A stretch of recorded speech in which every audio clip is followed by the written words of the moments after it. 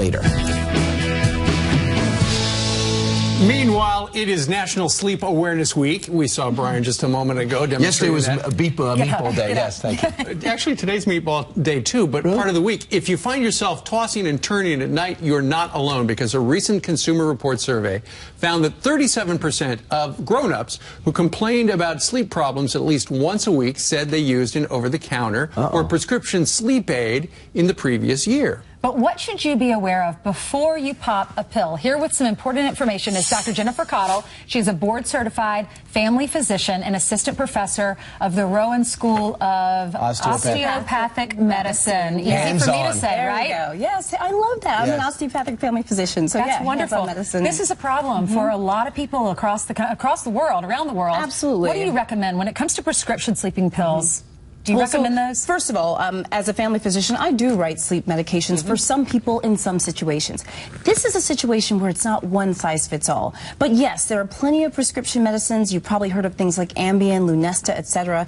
But they do have side effects. And you really got to be careful. These are not medications that we should be using for long periods of time. And really what it comes down to is finding the right person and matching them with the right medication in the right environment. And the danger is drowsiness, right? So if you're not going to get 7 to 8 hours sleep and you take a sleeping pill, you're going to get up, you're going to be drowsy, and you're going to drive, perhaps. Well, so that's the thing, is you've got to take these medications properly if you're prescribed them. Don't take them if you can't get 7 to 8 hours of sleep. That's super important. Also, don't mix them with alcohol. A lot of people think that's okay. It is not okay. And the final thing is, I have some patients that will pop an extra pill just because they felt like the first one didn't work. And you can't do that. So you can't be mixing around with your pills. Okay. Super important. So those are, if you talk to a doctor, there are a lot of people who just say, you know, I haven't been able to sleep this week. I'm going to go down to Walgreens. I'm going to pick up something over the counter like NyQuil or Z-Quil or Sominex or some of these. Are they as effective? And obviously probably not as effective as the prescription, but is it something you would recommend? Well, so this is the thing. A lot of these medications have antihistamines in them, and studies actually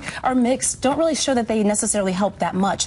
They can have side effects too, and if you take too many, you can get urinary retention, blurred vision, dry mouth, and some people actually feel kind of hungover the next day. They feel kind of groggy and not fully awake. So this is not my first choice at all. To answer your question, no, this is not what I'm recommending people to take, but a lot of people do, and I know that they're marketed for this reason. And if I don't have a physician that's handy and I need some sleep quickly, I might use some herbal supplements. So chamomile people use melatonin and valerian root, but the same thing applies there too, guys. The studies don't really back up that they necessarily work better than other things, and they're not necessarily regulated by the Food and Drug Administration. So you've got to be careful with supplements. They can have interactions with your medications. They can have side effects too. Is a lot of it mental though? Like, I'm going to drink this tea and it's going to help calm me down and put me to sleep? Or you say don't stay on some of these medicines for a long time, but mentally maybe you can't take yourself off of it because you feel like you have to have it to go to sleep? Is there a placebo effect, which is what you're talking about, that's part of some of this?